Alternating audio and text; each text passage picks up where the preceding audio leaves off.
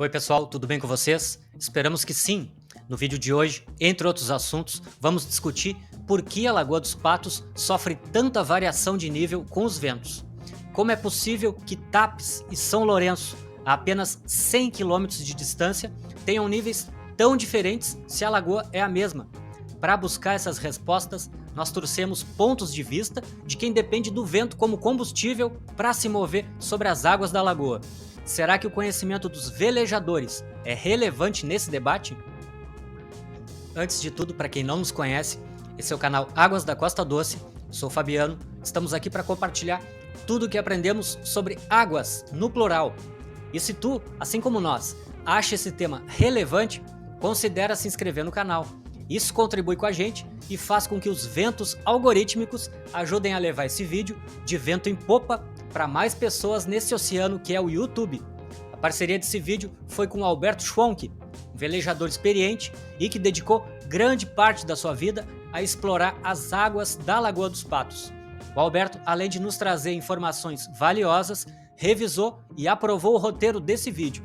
Tu podes acompanhar o rico material que ele produz no blog Sul das Águas e também na página do Instagram de mesmo nome.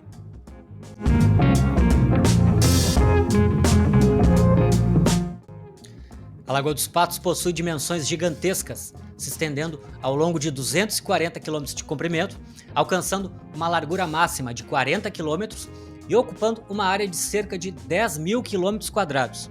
Para se ter uma ideia de tamanho, ela é maior do que países como Cabo Verde, Luxemburgo, Bahrein, Singapura, Malta e Mônaco, todos juntos. Como vamos ver a seguir, esse mar de dentro é alimentado por uma rede complexa de afluentes.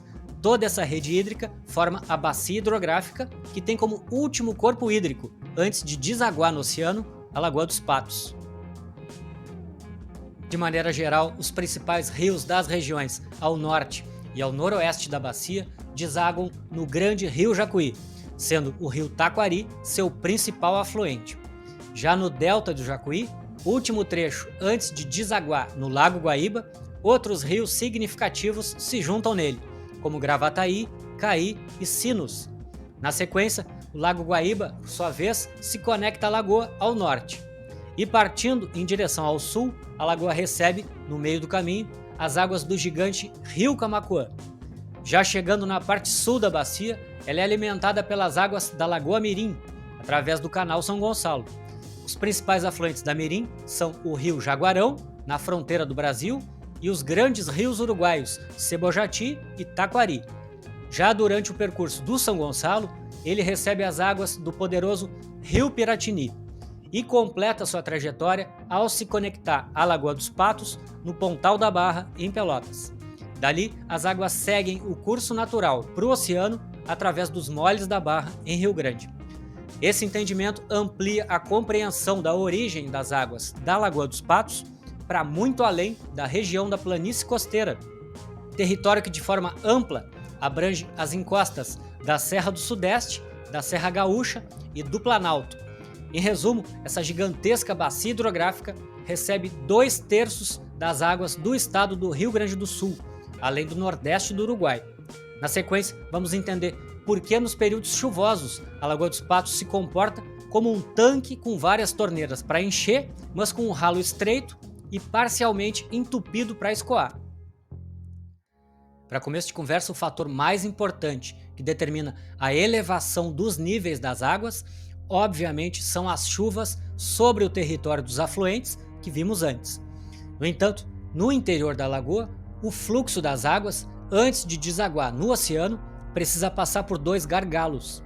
Um deles exatamente na conexão com o Lago Guaíba, onde há um poderoso estreitamento, a Ponta de Itapuã.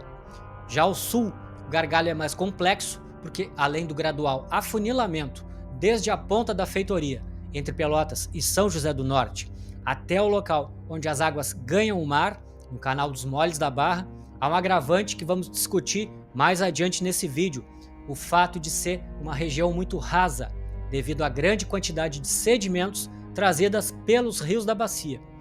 Ainda assim, em função das dimensões gigantescas da lagoa, e maior ainda da planície em que ela está inserida, os níveis das águas nas extremidades são altamente influenciados pelos caprichos dos ventos, como vamos ver a seguir. A ação do vento na superfície das águas provoca um efeito surpreendente, que pode ser comparado a uma bacia cheia d'água que é inclinada para uma das bordas, inclusive podendo transbordar quando cheia. É claro que a lagoa não inclina com o vento, mas o efeito é semelhante. Assim, os níveis das águas, quando sopradas por ventos de qualquer um dos quadrantes, empurra as massas de água em uma das extremidades da lagoa, que recua, enquanto na margem oposta se eleva. De acordo com os relatos de velejadores, os níveis podem variar entre cerca de meio metro até 1 metro em extremidades opostas. Ao longo do ano, sopram ventos de todos os quadrantes, porém 2 grupos de ventos predominam e provocam situações bem significativas na lagoa. Vem com a gente para entender eles, mas te segura na cadeira.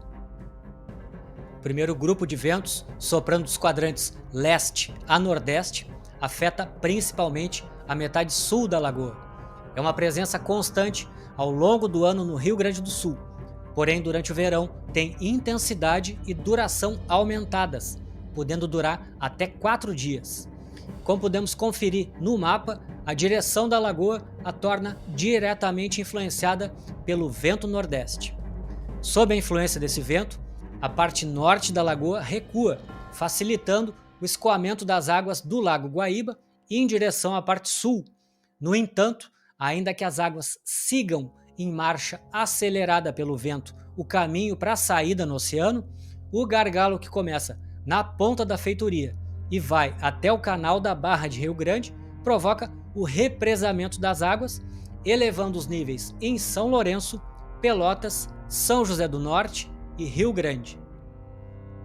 Por outro lado, o grupo de ventos chamados de frentes do sul vem dos quadrantes entre sudeste e oeste, provocando efeitos semelhantes aos anteriores, porém opostos.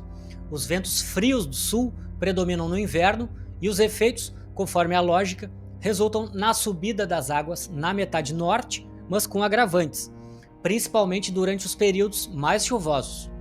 Embora o vento sul incida diagonalmente na lagoa em si, ele atua diretamente nas saídas das águas, tanto na passagem de Itapuã, dreno do Guaíba, quanto na Barra de Rio Grande.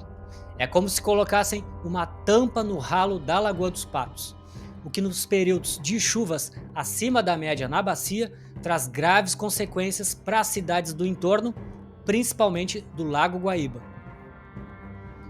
Em entrevista recente, o historiador e navegador Tal Golin, profundo conhecedor desse ambiente, revela que num passado distante, durante as cheias, as águas naturalmente abriam áreas de escape, formando canais da lagoa para o oceano, conhecidas como barras falsas.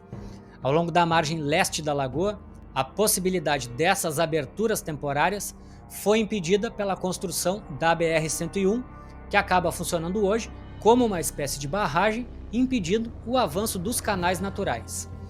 Mas ainda há rastros de alguns desses canais. Um deles é o local conhecido pelos velejadores como Barra Falsa do Bojuru. No entanto, como pode ser visto na imagem, ali literalmente foi construída uma barragem para irrigação. Outro ponto mencionado na entrevista foi a construção do Canal dos Moles da Barra, que, diga-se de passagem, garante a navegação segura no acesso ao Porto de Rio Grande. No entanto, a obra acabou estreitando e estrangulando a saída do excedente de águas para o oceano, já que ainda, segundo o historiador, durante as cheias, o canal naturalmente se abria em vários braços, semelhante a um delta, tanto em Rio Grande quanto em São José do Norte, permitindo o escoamento do excesso de águas. Outro ponto levantado pelo historiador foi o assoreamento do leito da lagoa, que agrava a questão dos gargalos, já que os sedimentos de erosão trazidos pelo escoamento das águas dos rios da bacia não só deixam a lagoa mais rasa, como também criam extensos bancos de areia na foz dos grandes rios. Esses bancos podem se estender submersos por até 30 km dentro da lagoa, formando obstáculos naturais que dificultam o fluxo da água. Essas regiões apresentam grande desafio para a navegação, que somente é garantida pelas boias de sinalização e e pelas constantes dragagens que escavam no fundo o canal de navegação com cerca de 5 metros de profundidade. Ainda assim, nós precisamos entender que, apesar de a erosão ser um processo natural, que inclusive está relacionado com a formação da planície costeira, pode ser intensificada pelas atividades humanas. Nesse sentido, práticas danosas como o desmatamento, que desprotege o solo e as margens dos rios, além do manejo inadequado ou excessivo do solo, o tornam mais suscetível à erosão, isso sem falar da mineração, que ao movimentar grandes quantidades de solo, contribui significativamente para o problema. A história mostra que o Rio Grande do Sul sempre enfrentou cheias. No entanto, os problemas se agravaram recentemente devido a uma combinação de fatores desfavoráveis. Tanto as questões trazidas aqui quanto as que nos fogem ao entendimento, como a influência das marés, formam uma teia complexa de fatores que, associadas às chuvas acima da média em anos influenciados pelo fenômeno El Niño, agravam as cheias, como as que ocorreram em setembro de 2023 e as que ainda ocorrem na data da gravação desse vídeo em maio de 2024. Nosso objetivo aqui não é fazer julgamentos ou apontar culpados. Reconhecemos que as questões são complexas e devem ser tratadas como tal. Não somos contra o desenvolvimento, contra as estradas ou contra a irrigação do arroz, que abastece o Brasil e gera milhares de empregos para a população gaúcha. Tampouco somos contra os moles da Barra, que proporcionam a navegação segura para um dos maiores portos do Brasil, responsável por escoar 70% das exportações gaúchas. Nós somos um povo das águas. Durante mais de 2 séculos, aprendemos e nos adaptamos a viver em cidades cercadas por água, e nossa economia depende dela. Entretanto, precisamos investir em tecnologias aprimoradas de produção e, o mais importante, melhor infraestrutura para atenuar os efeitos dos extremos climáticos, como canais, diques, proteções, barragens, tecnologias de monitoramento, planos para situações de emergência, entre outros. E, acima de tudo, precisamos prestar atenção às lições que a natureza nos ensina.